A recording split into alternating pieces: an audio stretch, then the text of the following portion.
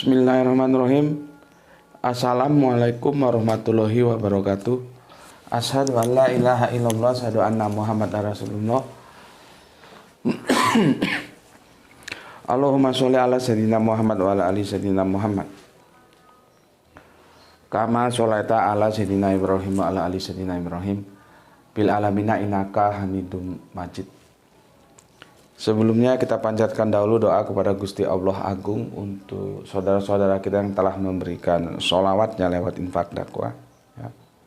Sehingga channel ini dapat dengan eksis hadir dalam ruang-ruang diskusi kalian semuanya, ya. Tentu dengan sebuah harapan insya Allah sholawat itu akan menjadi catatan langit amal soleh bagi mereka dan keluarganya kelak, dan insya Allah akan terbalaskan dengan balasan yang lebih baik lagi. Kemudian untuk seluruh viewer terkasihku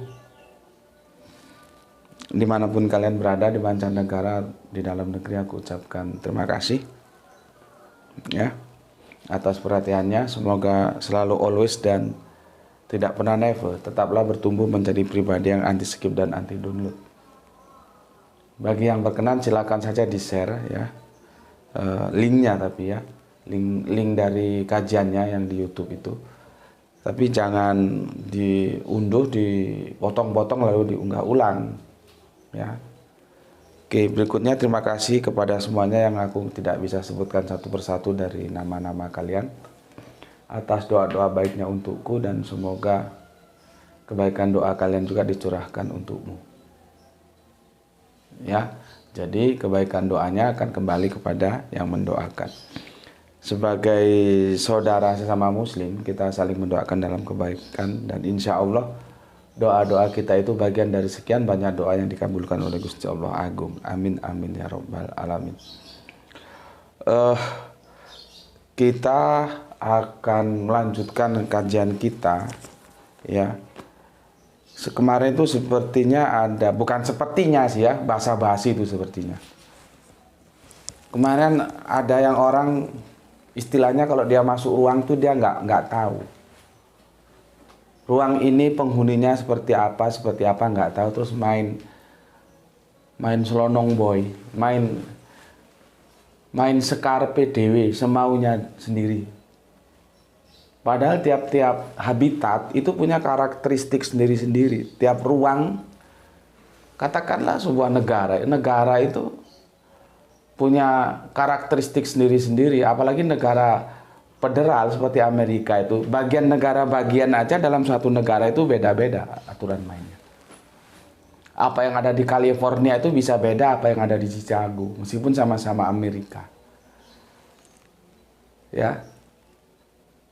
Apalagi yang sudah seperti kita ini, yang tidak federal, ya. Jadi intinya begini loh, ya, kalau kita mau masuk sebuah ruangan itu lihat dulu, jangan main ngawur seperti nggak punya aturan gitu, ya. Kemarin kan ada yang salah kamar masuk ke sini, ya. Masalah dia beragama secara dogma, memposisikan ulama-ulama dia sedemikian rupa, itu urusan dia, bukan urusan kita. Kalau kita tidak memakai seperti itu, kok dia mau mengkritisi kita? Seharusnya dia bertanya, ya, bukan terus menstempel begini begitu. Memangnya dia aja yang bisa bikin stempel? Itu orang goblok seperti itu harusnya kan belajar, masuk ruangan, ya, pelajari bagaimana karakteristiknya, baru kalau ada yang mau dikritik silahkan kritik, tapi itu pun bukan menstempel kritiknya. Kan mengkritisi tanpa solusi itu bukan sebuah kebijakan. Tanya dulu, tunggu, nanti supaya dijelaskan. Bukan langsung memberikan stempel begini begitu semaunya dewe. Ya, masalah dia mau beragama dengan cara dia seperti itu, ya silahkan, tuh urusan dia, kenapa dibawa ke sini. Kalau dia nggak senang dengan cara kita, ya silakan jangan masuk ke sini. Siapa juga yang undang kamu masuk ke sini? Ya, cara-cara dia itu bagi kita kan nggak masuk. Cara-cara feodalisme seperti itu. Dalam keilmuan, dalam pendidikan itu tidak boleh ada feodalisme. Semua orang bisa salah, bisa benar. Katanya sahabat Umar, ini otakku, mana otakmu? Artinya kita sama. Dilahirkan itu sama, tergantung kita mau belajar atau tidak. Tidak bisa ya memberikan standar kebenaran tuh hanya kepada orang-orang yang dahulu saja benar. Tidak bisa begitu. Nanti kita tunjukkan bahkan orang dahulu juga bisa salah. Kecuali Kanjeng Nabi. Kanjeng Nabi pun bisa salah. Ya, jadi maksum itu bukan artinya tidak bisa salah, selalu benar, enggak. Kanjeng Nabi kan beberapa kali salah. Tentang Umi Maktum, tentang madu. Gara-gara minum madu aja jadi salah. Tapi kita tidak boleh, karena kita tidak punya otoritas untuk mengkritisi. Nanti biar Gusti Allah Agung yang membenarkannya. Jadi pemahaman maksum saja dia belum tentu ngerti. Kalau maksum dia, Nabi itu pasti benar. Siapa bilang Nabi pernah salah? Jadi maksum itu bukan berarti tidak pernah salah. Dia pernah salah. Tapi kita tidak boleh mengkritik. Karena nanti yang membenarkan itu kritik dalam artian menyalahkan ya. Bukan kritik yang dengan solusi, itu namanya kritik membangun. Nanti yang membenarkan itu otoritasnya ada di Gusti Allah Agung. Ya. Jadi banyak yang harus ditanya dia dulu supaya dia ngerti kita. Kalau mau ke sini, jangan dia ke sini ujuk-ujuk maunya dia gunakan untuk menyetempeli apa yang ada di sini, kan jadi kacau. Ya.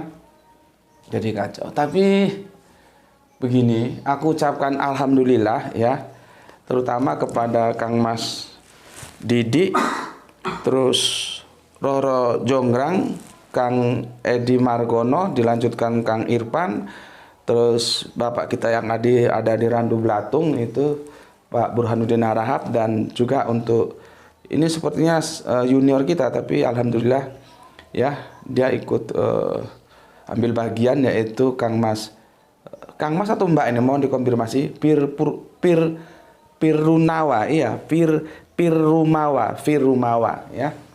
Artinya ini suatu yang baik ya. Aku merasa bangga bahwa aku merasa bersyukur kepada Gusti Allah Agung.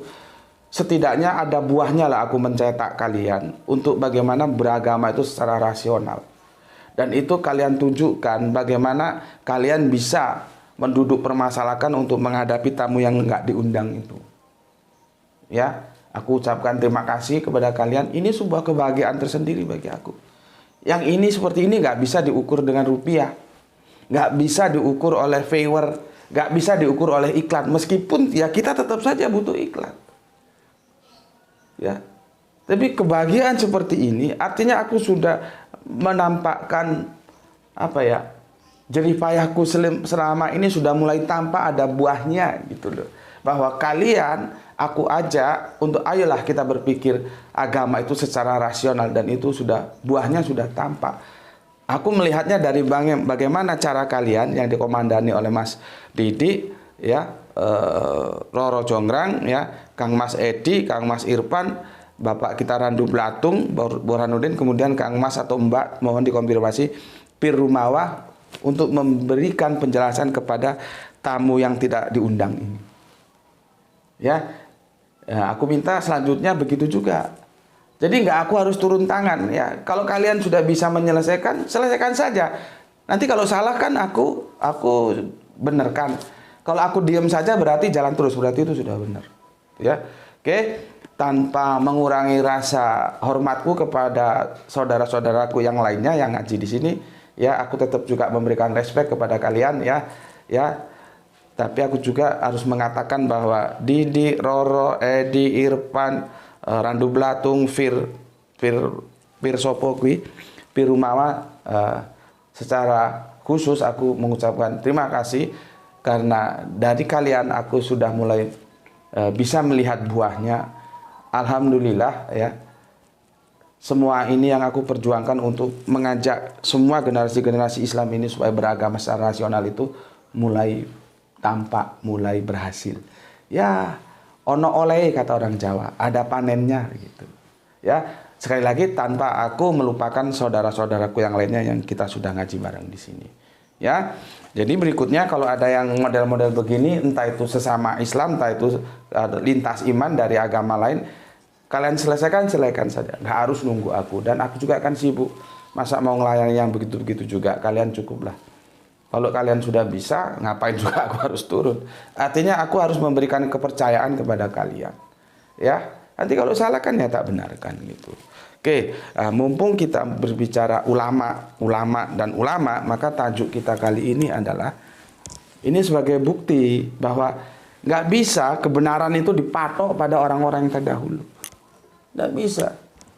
Jadi dahulu dan sekarang itu bukan patokan kebenaran. Ya. Bukan. Tarik tuh. Kenapa nih sulit?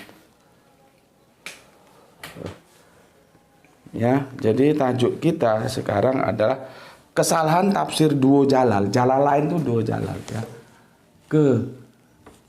Habis ini. Ya. Sebentar. Ini coba. Yang ini pegang. Tuh. Ya. Kesalahan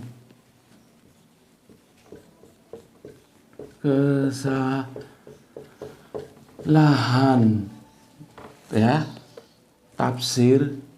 kesalahan tafsir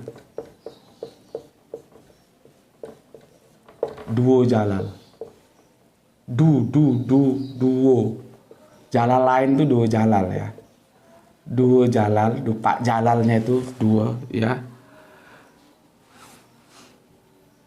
Tentang besi ya. Duo jalal tentang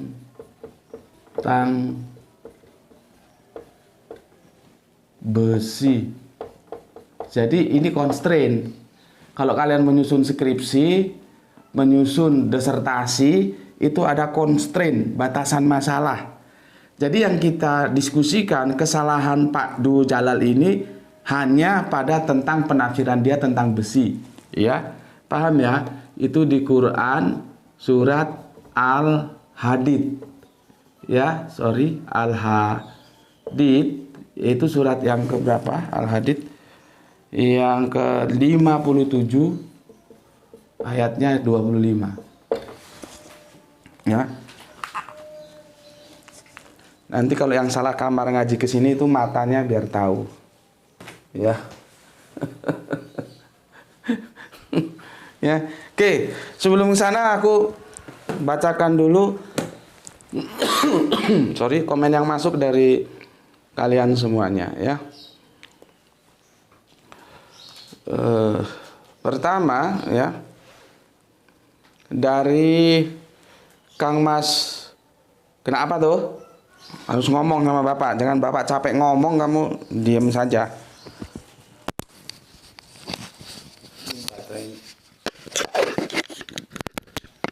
Nah ini dicas, baterainya habis, bisa buat itu. Yang receivernya jangan-jangan habis juga nanti. Belum. Ya. Oke. Jadi kita ini nggak main edit-editan apa adanya, ya sorry. Nah, ini ya, semoga jelas suaranya. Oke. Untuk Kang Mas Velden Egar, kajian ilmu yang tak bisa terbalaskan. Sangat naib dan pelitnya kalau saya harus skip. Subhanallah, alhamdulillah. Terima kasih atas kesadaranmu saudaraku Velden Egar. Semoga itu menjadi contoh bagi yang lain ya. Coba kita camkan kalimatnya. Kajian garis miring ilmu yang tak bisa terbalaskan. Sangat naib dan pelitnya kalau saya harus skip. Jadi kesadaran itu sebetulnya kalau sudah lahir dari diri kalian sendiri, aku tidak perlu mengingatkan setiap awal kajian anti skip, anti dulu. Cuman kan ya yang seperti Fedil Elgar itu ada berapa persen? 0,00001% dari sekian rakyat YouTube. Jangankan rakyat YouTube, dari yang ada di channel ini saja. Ada berapa yang mempunyai kesadaran seperti Velden Elgar? Ya. Maka dari itu aku mengucapkan terima kasih yang sangat untuk Velden Elgar dan semoga kearifan, wisdom, kebijaksanaan seperti ini bisa dicontoh oleh teman-teman lainnya ya. Aku ulangi lagi, kajian ilmu yang tak bisa terbalaskan, sangat naif dan pelitnya kalau saya harus skip. Paham kan maksudnya? Oke. Sorry. Kemudian Kang Helmi Aprianto, Assalamualaikum warahmatullahi wabarakatuh Gus. Waalaikumsalam warahmatullahi wabarakatuh. Alhamdulillah di sela-sela menunggu periksa Abah di Rumah Sakit Khusus Mata YAP di Yogyakarta bareng Abah Gus. Salam dari Abah Samsul Arif Gus. Semoga GM sehat selalu dan selalu always memberikan ilmunya yang sangat fantastik. Barakallahu fikum. Salam Isra, Islam rasional. Ayo semua saudara-saudaraku yang ada di sini, kita panjatkan doa kepada Gusti Allah Agung, semoga sesepuh kita ya. Memang beliaunya tidak pernah aktif di komen karena kemampuan, maaf, ada gangguan penglihatan sesuaian dengan memang usia beliau yang sudah ya bapak kita lah ya, sudah sepuh gitu, tapi semangat belajarnya cukup tinggi. Makanya kalau beliaunya kontak aku itu biasanya langsung telepon, karena kalau WA agak kesulitan membaca dan segala macamnya.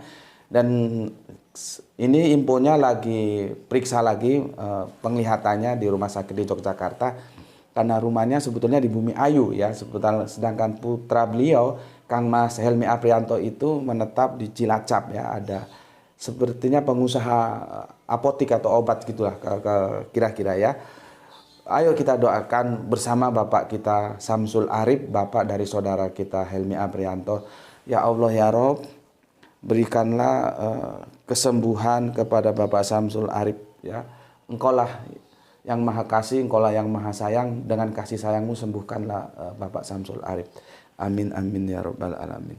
Oke, kemudian dua saudara kita ya sedang sakit, yang satunya yang di Banjarmasin, Mas apa itu namanya aku nggak hafal, yang satunya lagi jagoan kita yang masih nyusun skripsi atau mahasiswa itu ya, yang biasanya to be number one kalau dia hadir dalam kajian kita. Dua saudara kita juga sedang sakit, kita doakan juga ya.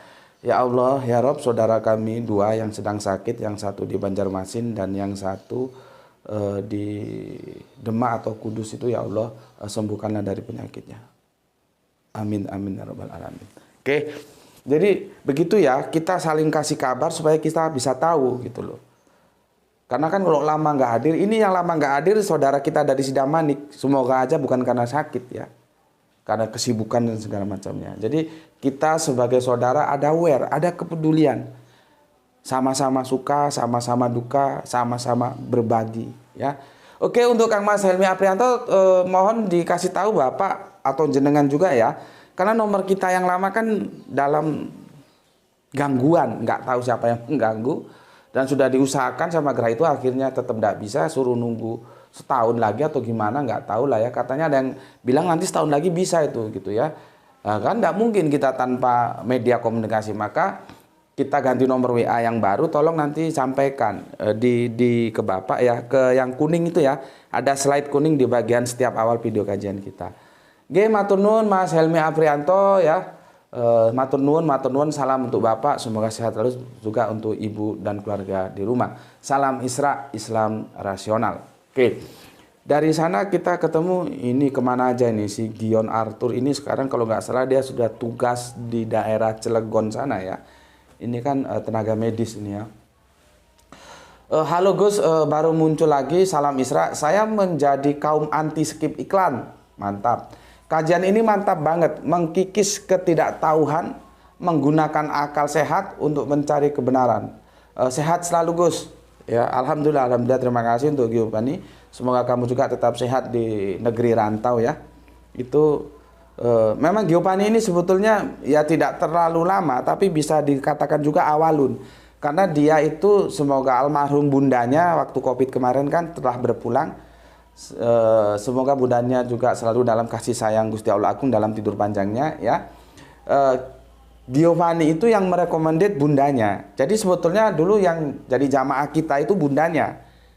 Setelah bundanya merekomendasi kepada Giovanni, baru beliaunya masuk ke sini. Ya, tapi karena kesibukan akhirnya dulu mahasiswa Unibrow ya, sekarang sudah tugas bagian medis ya di salah satu perusahaan di daerah Cilegon sana lah ya. Tepatnya mana aku kurang tahu. Jadi jarang masuk karena kesibukan. Ini bisa kita lihat dia sama Soleha Gitar ini sudah kenal banget. Jadi mereka saling bersay hello ini ya. Oke, terima kasih untuk Kang Mas Gioni Arthur ya. Jangan lupa sering-sering menyapa Bapak yang sekarang kan sendiri Bapak ya di Tulungagung ya. Beliaunya harus sering disapa ya, sebagai orang tua itu perlu sapaan meskipun sekedar say hello ya. Jangan karena kesibukanmu kamu nggak pernah telepon ya. Telepon Bapak yang di Tulungagung ya. Oke, itu pesan dari aku. Kita lanjutkan sekarang ke Agitya Karis. Assalamualaikum Gus, salam Isra dari Lebak Bulus. Izin ngopi Gus, ngobrol perkara iman. Sesuai amat Gus, belajarlah dari semua kajian guru-guru yang lain. Saya pernah menonton kajian Zakir Naik ya. Ia pernah berkata, arti yang terbaik dalam Al-Quran itu adalah artinya itu sendiri, bukan tafsir-tafsir yang bermacam. Apakah seperti itu Gus? Aku katakan begini, idealnya memang seperti itu. Ya, tapi kita tahu ya, sebetulnya bahasa itu nggak ada yang bisa diterjemahkan ke bahasa yang lain. Makanya kalau itu kan terlalu tragis ya. Tepatnya begini loh ya. Tidak ada satu bahasa pun yang bisa 100% sama ketika dia ditranslate ke bahasa lain. Nggak ada. Ya. Itulah yang jadi masalah ketika alhamdulillah kita punya original text sementara saudara Kristen kita kan hanya berpegangan terjemahan kitab suci. Padahal dalam dunia akademis terjemahan kitab suci itu bukan kitab suci. Dan di sana terbuka kesalahan. Maka kalau kemarin yang ditanyakan ada revisi terjemahan kitab suci 2023 terbitannya. Ya itu maklum saja karena terjemahan. Dan itu relatif banget, makanya kitab suci bukan terjemahan kitab suci. Nah, kalian seharusnya bangga punya kitab suci, punya terjemahan kitab suci. Tapi aku garis bawahi, ya, sebetulnya tidak ada bahasa yang bisa 100% pas ketika dia ditranslate dari satu bahasa ke bahasa yang lain. Maka sebetulnya itu yang lebih tepat kalau kita mengambil substansinya. Tapi walaupun demikian terjemahan perkata itu perlu untuk kita tahu makna dasarnya apa, baru nanti kita kembangkan. Ya, tanpa tahu makna dasarnya kita juga kacau. Tapi jangan diterjemahkan letterlek per makna dasar perkata, itu justru kacau. Nggak bisa suruh pas. Ya, nggak bisa. Contohnya saja ya, Allah Abraham, Allah Ishak, Allah Yakob. Itu kalau diterjemahkan Allah Abraham, Allah Ishak, Allah Yakob, orang akan mengatakan, oh ada Allah Abraham ya. Jadi Allah itu namanya Abraham kan jadi kacau gitu. Padahal yang maksudnya itu Allahnya Abraham, Allahnya Ishak, Allahnya Yakob. Begitu. Cuman di original teksnya itu ya nyanya nggak ada. Jadi kalau kita baca di Bible ya, Allah Abraham, Allah Ishak, Allah Yakob, kita harus ngerti yang dimaksud itu Allahnya Abraham, Allahnya Allahnya Abraham ya. Terus Allahnya Musa ya. Aduh, jadi salah-salah gue. Ya. Allahnya Abraham, Allahnya Ishak, Allahnya Yakob. Ada nyanya, cuma kan di terjemahannya itu enggak ada. Itu salah satu contoh dari perjanjian lama. Nanti perjanjian baru begitu, perjanjian terakhir juga begitu. Nggak bisa Al-Quran itu diterjemahkan perkata, nggak iso, gitu loh. Ya, yang kita bisa mencari, oh ini maksudnya begini loh. Ya, dan aku kan sudah bilang kemarin itu bahwa sebetulnya yang bisa itu kita mengambil substansinya, maksudnya ayat ini apa. Maka di sanalah yang perlu logika kalimat. Gitu ya.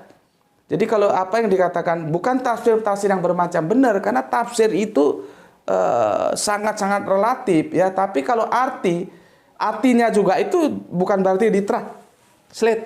Karena kalau ditranslate seperti aku bilang tadi, tidak ada yang pas. Ya memang kita harus masuk ke dalam bahasa itu sendiri. Ya. Karena apa? Dalam bahasa itu ada rasa. Yang itu tidak bisa dijelaskan gimana ya. Gitu ya. Aku kira itu penjelasannya untuk Agitya Garis ya. Banyak sebetulnya contoh-contohnya mau aku jelaskan, cuman waktu aja yang kita terbatas. Nanti lain kali kalau ada waktu mungkin kita akan explore lagi tentang bahasa ini. Ya. Berikutnya AN1 ya. Assalamualaikum Gus, waalaikumsalam, salam Isra. Magelang yang jarang komen sangat apresiasi durasi 50 menit full ngaji. Karena biasanya setengah durasi dari satu video habis untuk intermezzo. Kirim-kirim salam aja Gus. Gus Betik jadi seperti penyiar radio yang bacain SMS pendengar. Hehe, salam Isra dari Magelang. Oke, terima kasih ya. Tapi apa yang kamu mau juga nggak bisa begitu. Kan sudah kita coba itu apa yang kamu mau. Ya. Kemarin itu aku nggak bacakan karena kita kan masuk ke tema baru sesuai dengan keadaan. Seharusnya aku itu melanjutkan tentang mampir ngombe yang paginya itu, bukan tema itu. Tentang apa itu judulnya? Coba kamu buka tuh. Kamu buka kajian kita kemarin apa? Cepat. Jadi nggak bisa. Kemarin satu pul penuh kajian ya, karena aku itu masuk ke judul baru. Karena ada judul kemarin yang belum aku bacakan komennya ya. Apa? Siksa kubur, siksa apa? Mana ini? Tak lempar nanti ini. Cepatlah cari yang mana? Jadi nggak bisa. Apa yang kamu mau itu sudah kita coba. Teman-teman protes, ya. Jadi kamu juga kalau merasa cocok di sini nggak cocok pergi, nggak ada masalah aku, nggak usah banyak rewel, ya. Siksa kubur, PS siksa neraka itu ya. Sebelumnya itu mana? Waroko bin Naufal. Yang Waroko bin Naufal seri kedua itu kan kemarin memang nggak aku baca komentarnya ya. Jadi bisa masuk 50 pul. Tapi itu karena kondisional. Terus kalau kamu minta seperti itu, sorry mas, nggak bisa. Kamu mau ngaji sini ngaji, kalau nggak minggat, nggak ada urusan aku. Ya, karena itu sudah kita coba. Sudah kita coba, teman-teman protes. Karena silaturahmi kita sebagai sesama saudara justru di komentarnya itu. Gitu ya. Oke. Untuk yang lain ini ya, berlaku untuk yang lain. Cocok masuk, nggak cocok tinggalkan. Banyak kok channel-channel lain, nggak hanya di sini kok. Ya. Jangan terlalu cupet lah ya. Cocok datang, nggak cocok tinggalkan gitu. Channel-channel lain kan banyak. Mungkin juga lebih hebat dari aku ya dalam menjelaskan gitu. Jadi aku ingatkan, nggak bisa. Kemarin itu hanya kondisional. Ya, dan itu sudah kita coba. Ya, teman-teman protes. Karena nggak ada wadah silaturahmi kita jadinya. Seperti hampa gitu loh. Nggak ada ikatan batin sesama saudara. Gitu. Sekarang Sungkem Pramaya, pedalaman Kaltim hadir Gus, semoga Gus dalam lindungan Allah Subhanahu wa taala. Oke, terima kasih Kang Mas Sungkem Pramaya yang nggak tahu ini mungkin senior cuman jarang komen ya, dari komennya junior ya. Terima kasih Kang Mas Sungkem, mungkin bisa diperjelas pedalamannya mana, karena Kalimantan Timur itu juga luas ya. Dari mulai Balikpapan sampai ke Samarinda, terus naik lagi Tenggarong dan segala macamnya. Oke, terima kasih Kang Sungkem Pramaya ya. Kang Juanto Anto, Assalamualaikum, Waalaikumsalam, Cirebon hadir Gus. Oke, terima kasih. Kang Wahyu 72, Assalamualaikum, Brebes hari Jumat Gus. Oke, salam Isra juga untukmu. Kang Sahran Gipari menyimak setelah 2 jam tayang. Atur nuhun Kang, atur nuhun. Kuma pawartosna Kang.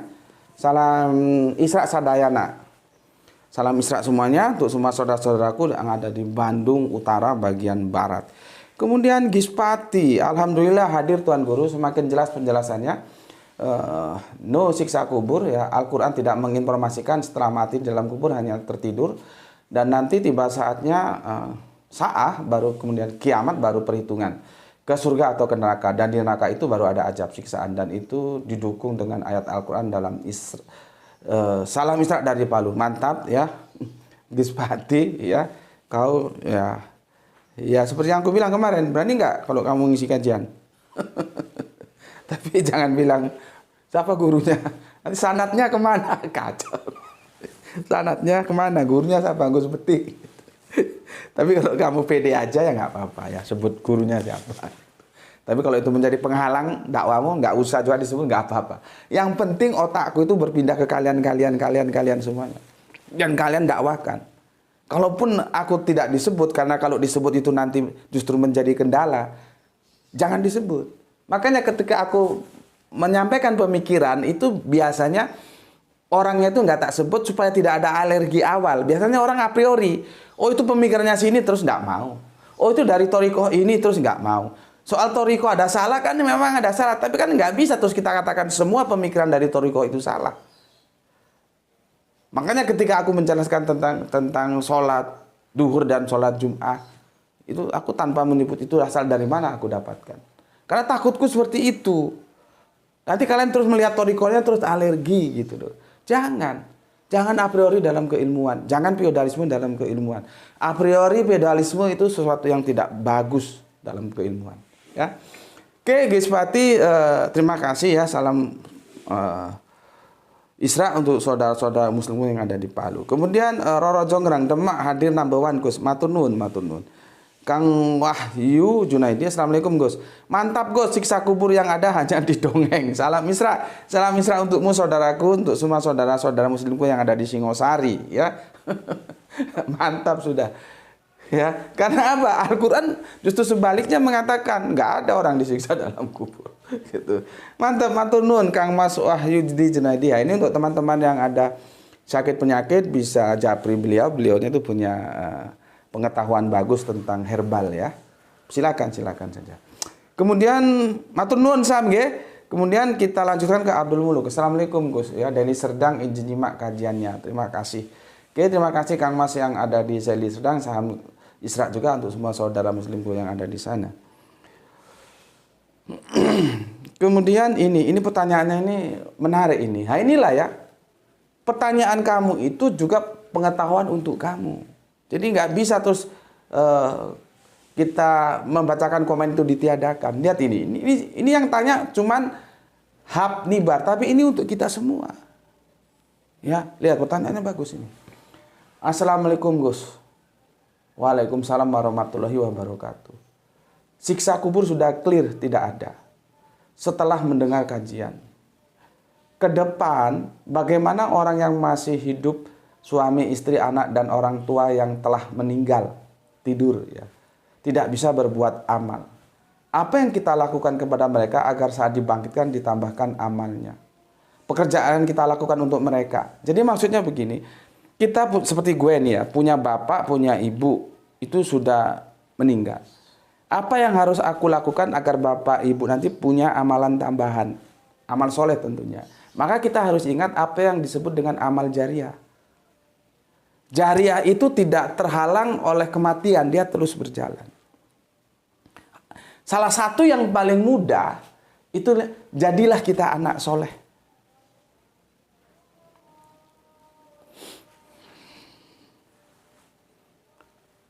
Untuk bapak ibunya yang sudah meninggal, jadilah kamu, hiduplah kamu dalam hukum Allah menjadi anak soleh.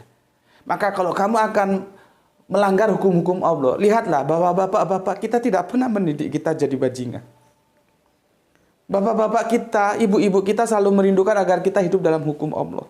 Maka kalau kamu jadi pejabat, jangan koruptor, itu bukan sesuatu yang baik, bukan yang dirindukan oleh bapak ibu kita. Jangan kamu jadi maling, jangan kamu jadi mengambil hak orang, jangan kamu menyakiti orang, jangan kamu jadi biang kerok. Jadilah kamu pembawa damai supaya kau disebut sebagai anak-anak Allah. Artinya, kalau kita hidup dalam kesolehan yang dimaksudkan hidup dalam hukum Allah, nanti orang tua kita tuh mendapatkan amal jariah. Bukan pahala kita dibagi dengan orang tua atau kita mentransfer pahala ke orang. Tidak ada. Dalam Islam itu pahala itu hasil usaha sendiri-sendiri. Nah, terus bagaimana kok bisa kita yang menjadi anak soleh, orang tua kita yang dapat? Orang tua kita dapat dari saham dia mendidik kita supaya hidup dalam hukum Allah. Gitu loh. Makanya di dalam Islam, ya, setiap anak itu dilahirkan kan fitrah. Bapak atau mamanya yang akan menjadikan Yahudi, Nasrani, atau Majusi.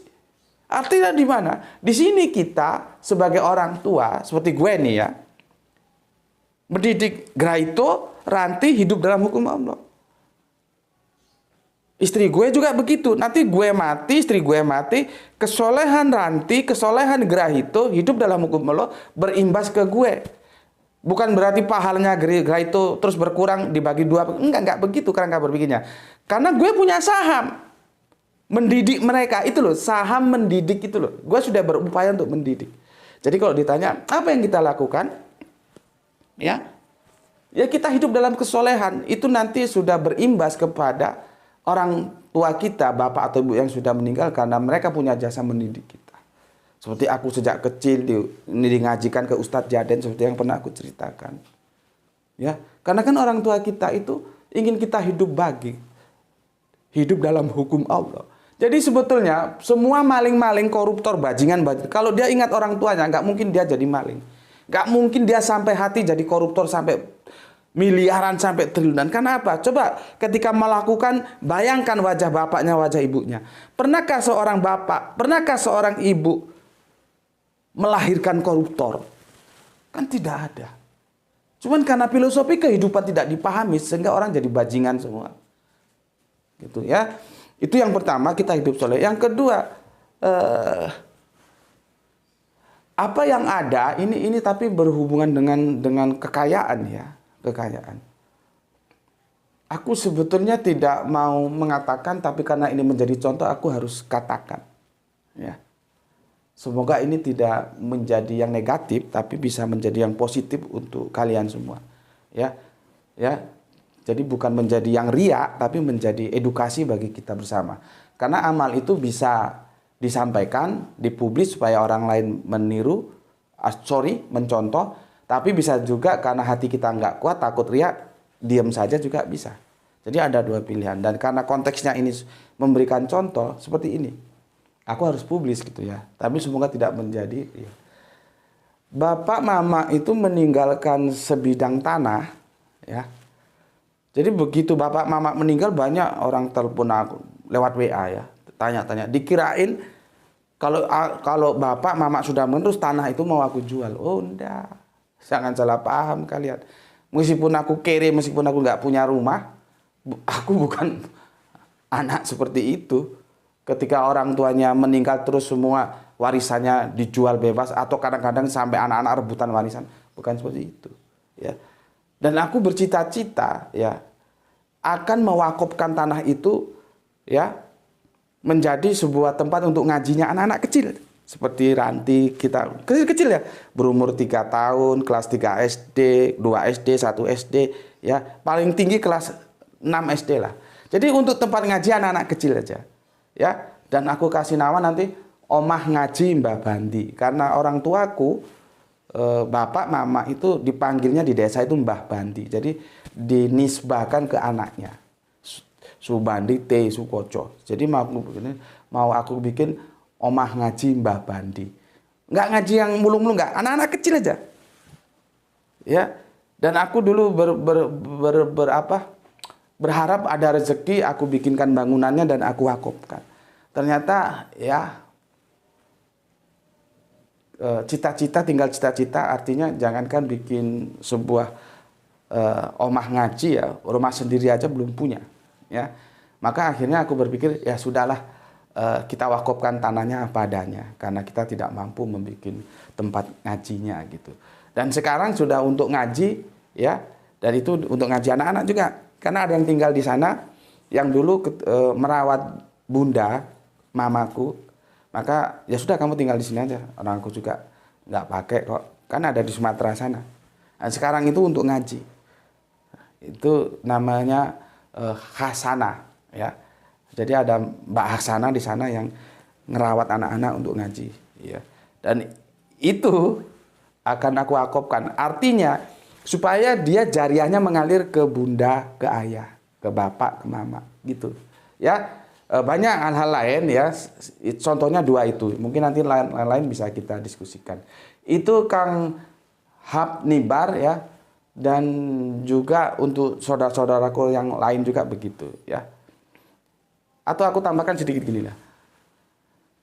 Kamu misalkan bersodakoh, ya. Terus kamu bilang ini sodakoh ini untuk almarhum bapak saya, untuk almarhum ibu saya. Itu sebetulnya nggak bisa. Nggak begitu kerangka berpikirnya. Jangan kamu pikir kamu sodakoh, terus pahalanya itu ke ibumu atau ke nggak begitu. Kamu sodakoh, ya pahalanya ke kamu. Tapi hasil kesolehanmu sodakoh itu karena kan hasil didikan orang tuamu. Maka orang tuamu juga dapat imbasnya. Kalau sekarang kan dipahami beda. Sodako atas nama orang tuanya, bapaknya. Sehingga pahalanya semua ke sana kamu nggak dapat. Islam nggak begitu. Karena kan sudah meninggal, sudah selesai masalahnya. Tidak bisa berbuat baik, tidak bisa berbuat buruk. Yang bisa itu suatu amalan yang namanya jariah itu. Gitu. Ya, banyaklah contoh-contohnya nanti ya, bisa dicari sendiri, nanti kita diskusikan.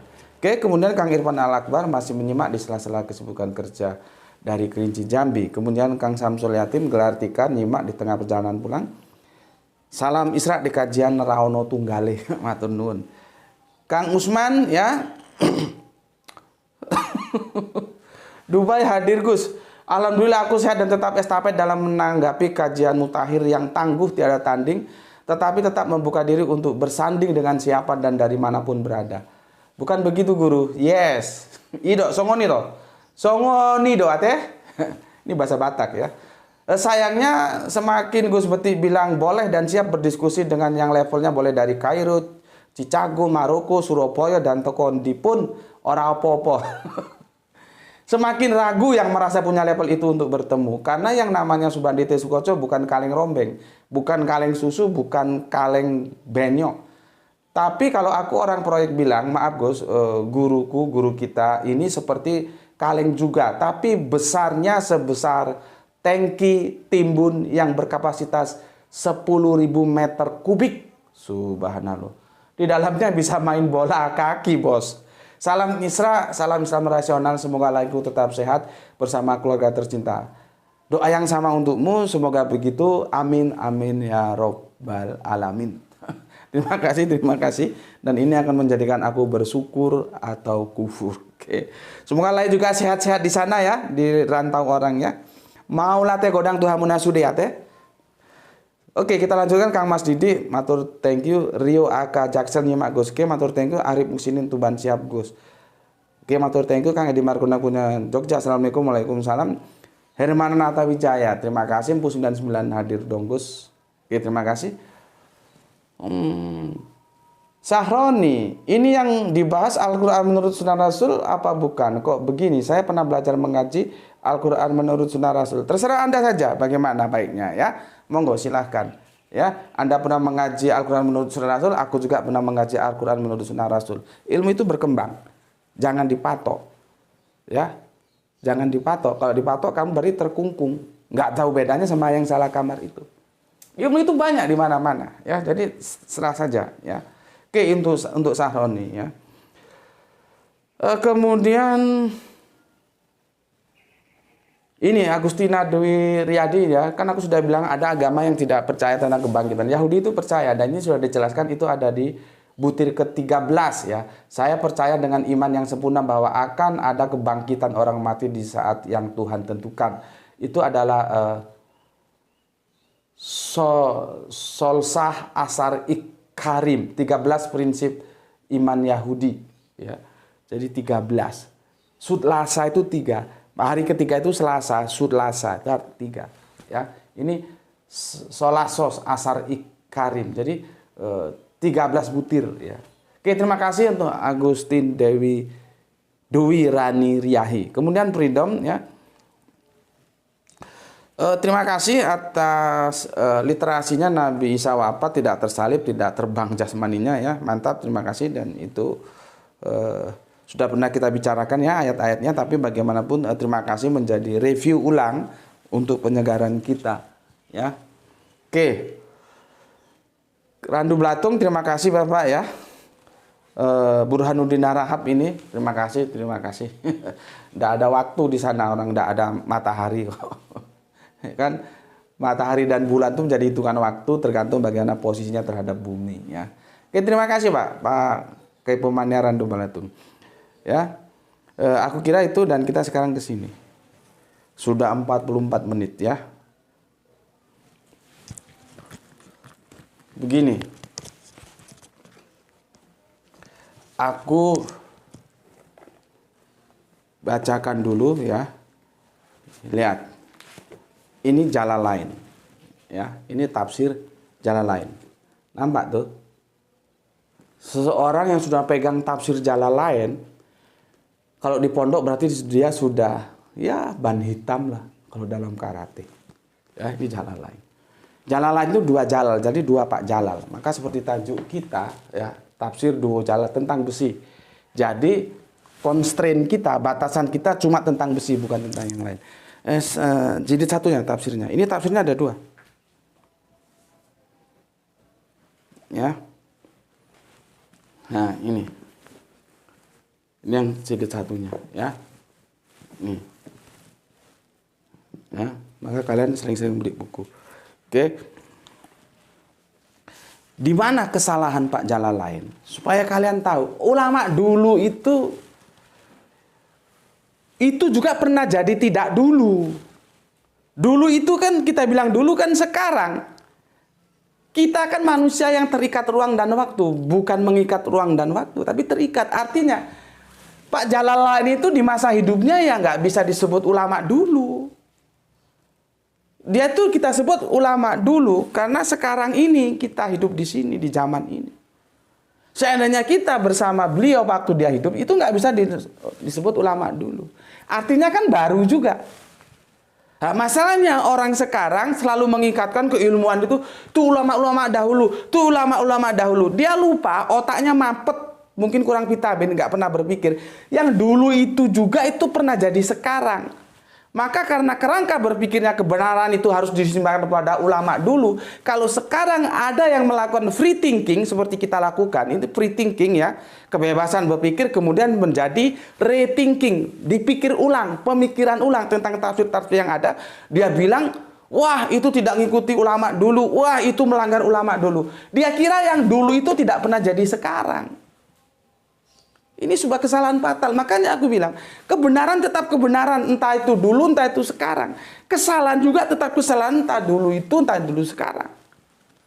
Makanya kan aku bilang, si tamu tak diundang itu dia masuk ke sini, ruang sini, seharusnya lihat dulu. Karakteristik, oh di sini kajian Islam rasional. Di mana rasionalitas dijunjung tinggi. Dan itu pun ada perintahnya. Di Al-Quran, apakah kamu nggak mikir? Namun demikian kita juga sudah tahu semua bahwa otak itu punya keterbatasan. Ketika dia berbicara pada domain 1 dibagi 0, otak itu sudah tunduk. Harus mengikuti apa yang ada karena nggak sanggup ke sana. Tapi karena dia ngajinya ujuk-ujuk masuk terus komentar, dia nggak tahu. Padahal kita sudah bahas beberapa waktu yang lalu, itu ada di kajian tentang kerangka berpikir ilmiah. Bahwa agama itu hanya boleh ya masuk dalam dimensi rasional dan transrasional. Ya, transrasional otak sudah tidak menjangkau. Berhubungan dengan rasional ada 3, ada irasional, ada rasional, ada transrasional. Dalam agama tidak boleh ada irasional. Nah ini belum tahu dia. Tiba-tiba nyelonong, tapi alhamdulillah kepada teman-teman tadi yang aku sebutkan di awal, aku terima kasih. Artinya untuk ngurusi coro seperti itu masa aku harus turun gunung sih? Kan ya kalian juga sudah pintar-pintar, sudah cukup lah ya, aku lihat sudah cukup, tinggal dianya saja dia mau sadar atau tidak gitu ya. Kalau enggak ya bukan urusan kita. Nah, sekarang kita buktikan apakah ulama dulu pasti benar. Ya, terkait surat Al-Hadid ya. Ini lihat ini tuh, bantu Bapak tuh. Ya. Bantu Bapak. Ini ya. Nih, Al-Hadid ya. Surat 57 ayatnya yang 25. Ya.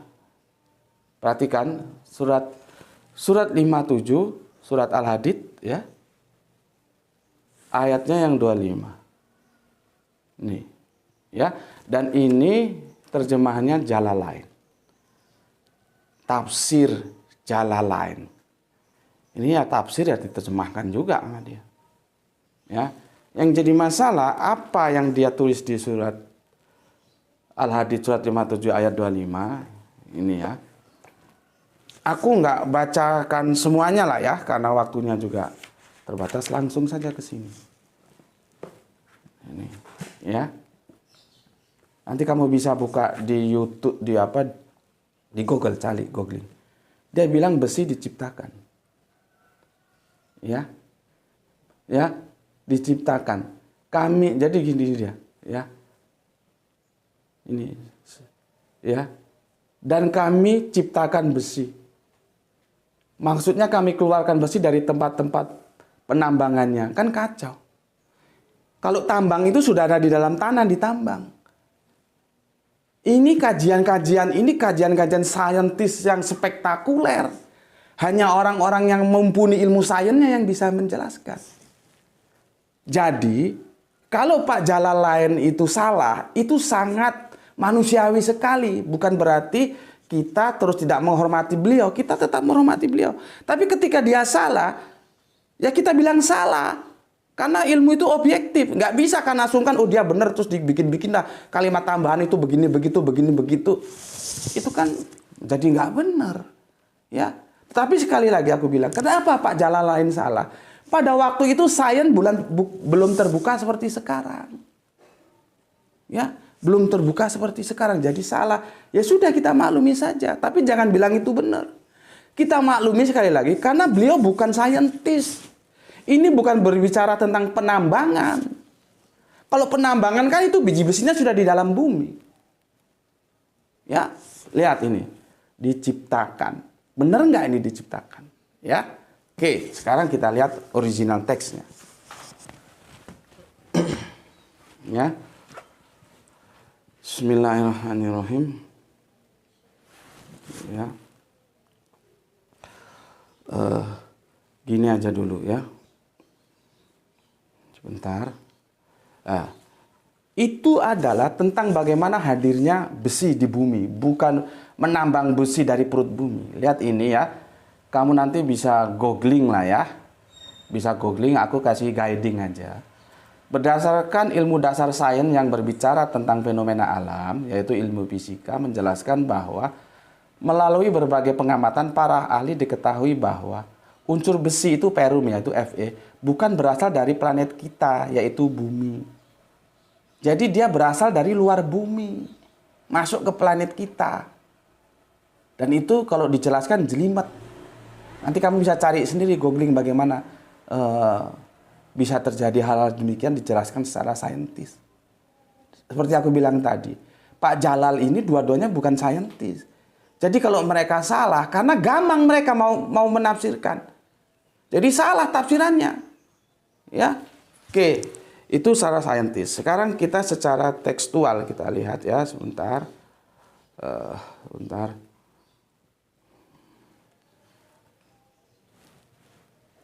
Nah, aku giring ke sini dulu. Bagaimana kekacauan terjemahan-terjemahan.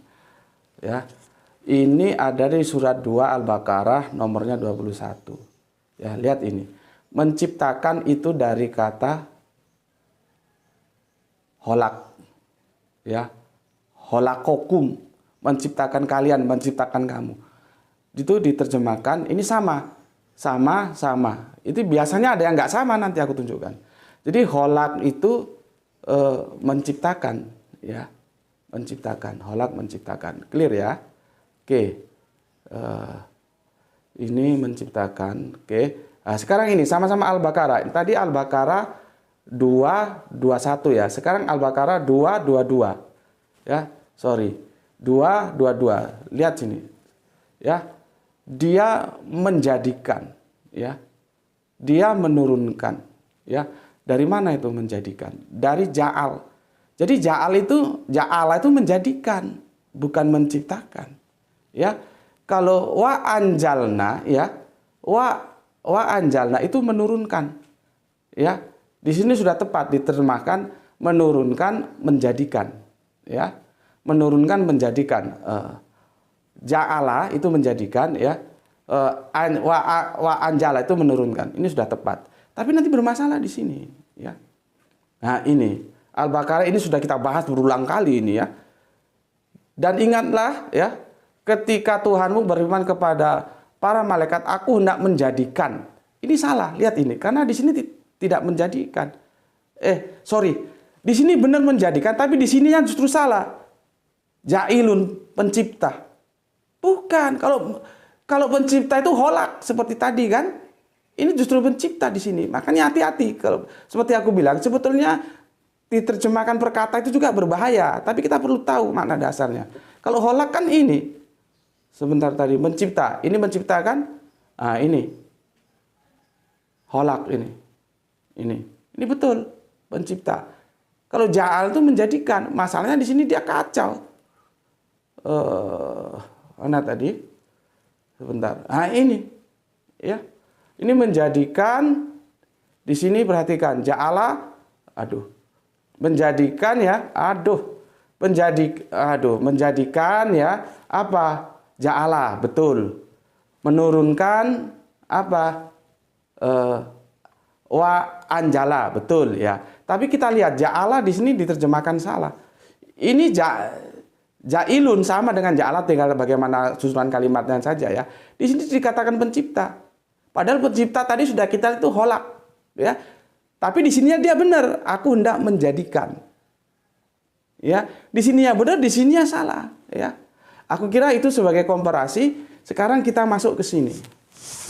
Inilah yang sedang kita kaji, di mana tafsiran dari Jalalain melakukan kesalahan fatal. Karena itu bukan masalah tambang, itu masalah hadirnya besi di bumi. Nah, kan begini. Ini semua terjemahan aku cek banyak yang terpengaruh oleh tafsir yang salah. Ini yang disebutnya salah kaprah. Sudah salah kaprah, jadi sulit kita membenarkannya. Lihat ini ya. 57 Al-Hadid 25 ya. Lihat itu judul kita juga kan sama. Ya. Oke, aku bacakan. Bukti-bukti yang nyata dan kami turunkan. Kami turunkan bersama mereka kitab dan neraca keadilan, maksudnya agar manusia dapat berlaku adil. Dan kami menciptakan, nah lihat itu, di atas diturunkan, di sini menciptakan besi yang mempunyai kekuatan hebat. Berikutnya nggak ada masalah ya. Yang kita permasalahkan, perhatikan yang aku kasih warna merah. Di atas diturunkan, di bawah menciptakan. Karena apa? Karena Jalalain itu gagu, gamang. Bagaimana besi kok bisa turun? Nanti benjol semua kepala kita. Dan dia salah, dikirain besi itu masalah pertambangan, dibawa ke sana, semakin salah dia. Ini tidak masalah pertambangan. Kalau pertambangan itu sudah ada di perut bui, ditambang. Ini asal besi hadir di bumi. Makanya aku bilang, ini saintis tingkat tinggi. Mempelajari Al-Quran itu juga perlu didukung ilmu-ilmu lain. Karena Al-Quran itu memang dia bukan buku sains, tapi informasi sainsnya subhanallah. Tapi aku ingatkan, sekalipun demikian, dia tidak bisa dikatakan buku sains. Ya, seperti ada yang mengamati tentang bintang yang terketuk-ketuk itu, kan Al-Quran sudah menginformasikan. Terus gitu masih nggak mau beriman kepada Al-Quran. Bahkan mau menentang apa yang dikatakan Al-Quran. Ya, kita perhatikan di sini original teksnya. Lagi-lagi yang menghakimi original teks. Di sini itu ini, ya. Ini sudah benar. Wa anjalna. Ini sudah benar. Pernyataannya ini kan turun, menurunkan ya, menurunkan, dan di sini juga sudah benar. Wa anjalna, sama kan? Sama kan? Arabiunnya aja sama, lihat ini. Ya, perhatikan. Sama ini kan sama. Sama kan? Maka harusnya artinya sama dong, jangan berbeda dong. Sama-sama turun kan? Nah, pertanyaan gue, kenapa ketika diterjemahkan, yang atas anjalna diterjemahkan turun, yang bawah cipta? Coba. Salah. Itulah yang aku bilang ya, duo jalan itu ada dalam sebuah kegusaran yang dia nggak nyaut, otaknya nggak nyampe, karena dia bukan saintis.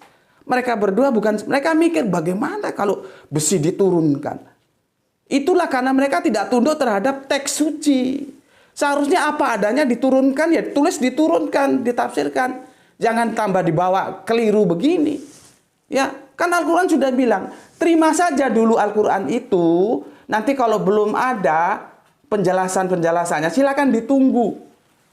Bayangkan ketika Kanjeng Nabi ya menerima Al-Quran dan dikatakan dalam Al-Quran, di tengah laut itu, di dalam air itu ada api. Bayangkan orang Arab zaman abad-abad ke-6, ke-7. Apa nggak bingung itu? Bagaimana mungkin kata Muhammad di dalam laut, di dalam air ada api? Gitu. Dulu tidak terjawabkan. Tapi alhamdulillah sekarang dengan dunia saintis, kalau aku pulang ke Sumatera itu ya, lewat bis malam, lewat Pantura, itu banyak pengoboran lepas pantai. Dan api keluar dari dalam laut. Sudah terjawab kan? Makanya cara kita, karena Al-Quran itu hakul yakin, setelah kita pelajari, artinya keyakinan, berdasarkan pengetahuan lewat pembelajaran, nggak bisa ujuk-ujuk yakin, harus tahu dulu. Dia adalah 100% firman Allah. Allah itu maha tahu, nggak mungkin apa yang dia katakan salah.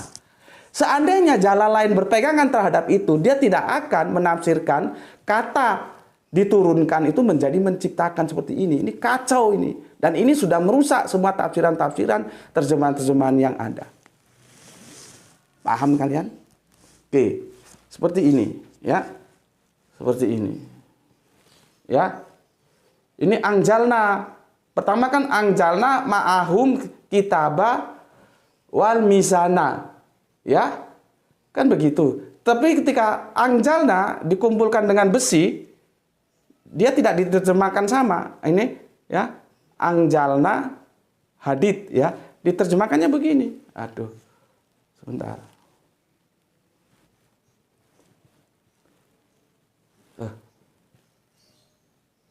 Sebentar, ada yang hilang. Gini, angjalna yang di atas diterjemahkan, lihat ini. Diturunkan ya. Angjalna yang bawah diterjemahkan menciptakan. Padahal kata dasar yang dipakai sama. Ini terjemahan yang tidak boleh, ini bisa merusak. Dan akhirnya memang rusak pemahaman orang. Cuman yang dirusak aja nggak tahu karena dia anggap orang-orang dahulu mesti benar gitu. Ya, harusnya begini dekonstruksinya. Ya, karena sama angjalna, maka di atasnya diterjemahkan diturunkan, di bawah juga diturunkan. Jadi diturunkan bersama mereka kitab dan keadilan agar manusia dapat berlaku adil, dan kami turunkan besi, bukan ciptakan besi. Justru kacau. Itu tidak tunduk terhadap teks. Masalahnya Anda mau ngatur teks apa diatur teks? Anda mau ikut Al-Quran apa Al-Quran yang mau ikut Anda? Ya, oke, sudah 1 jam lebih, ya. Itu yang bisa aku sampaikan, ya, sebagai bukti bahwa kebenaran itu tidak bisa diikat pada masa lalu. Orang-orang dahulu, salafus soleh, sanad, apalagi sanad. Sanad itu tidak menjamin kebenaran. Kalau sanad itu benar, Islam itu nggak jadi macam-macam. Islam ini kan menjadi macam-macam, menjadi ada kata sifatnya.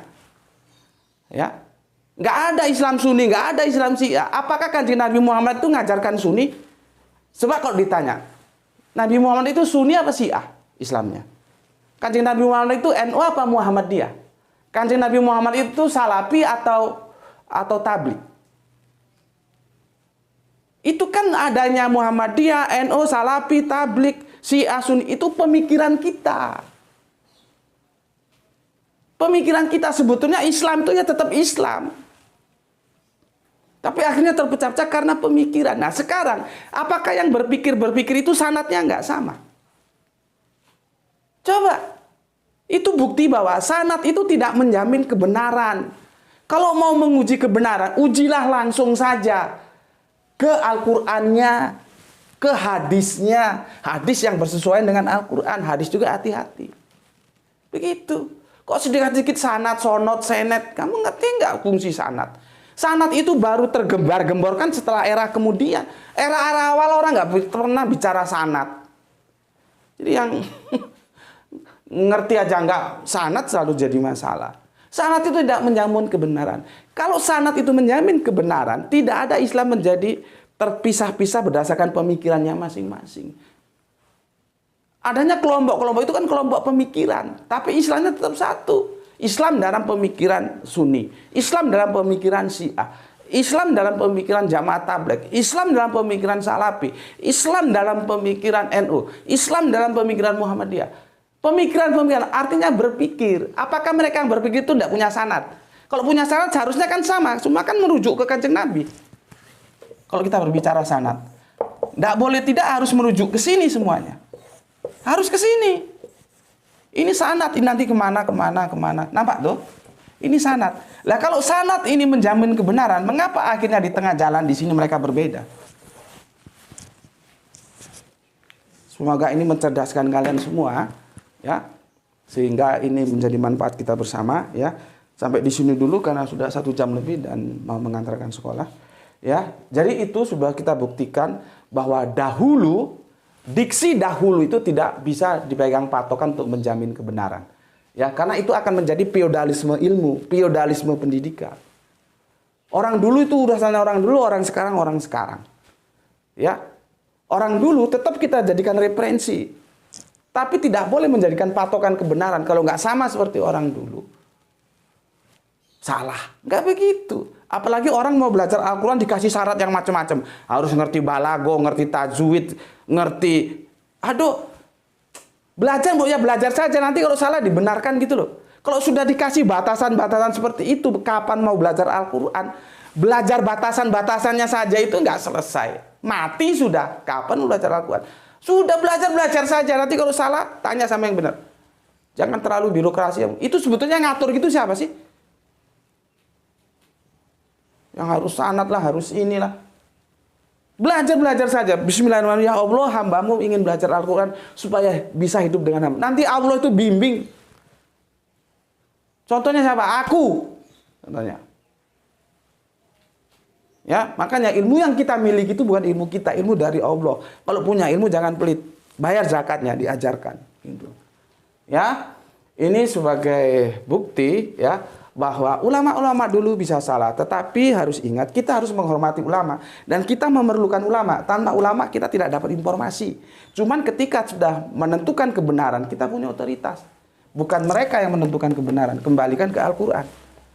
Ya. Nah, berikutnya, kita tetap menghormati Pak Jalal yang 2 Jalal ini ya. Aku ulangi lagi supaya nggak terjadi salah paham lagi ya. Tetapi penghormatan itu bukan berarti membenarkan yang salah. Tetap aja Pak Jalal salah di sini karena dia gamang. Besi turun nggak pada benjol nih kepala. Gitu. Akhirnya yang turun menjadi yang itu turun harusnya diterjemahkan menciptakan. Padahal kalau menciptakan holak. Kalau turun itu kan jali itu turun. Ya. Oke, semoga bisa dipahami itu semua ya. Pesan dari aku, jaga Allah, jaga Kanjeng Nabi, jaga Al-Quran, jaga Islam, jaga sholatmu dalam bingkai imanmu yang paling dalam. Ya, tetapi jangan lupa tetap memberi hormat kepada saudara-saudara kita yang memilih jalan lain. Semoga mendapatkan keberuntungan, rezeki yang barokah dan kesehatan yang prima. Salam Isra, Islam rasional. Bismillahirrahmanirrahim. Alhamdulillahirabbil alamin.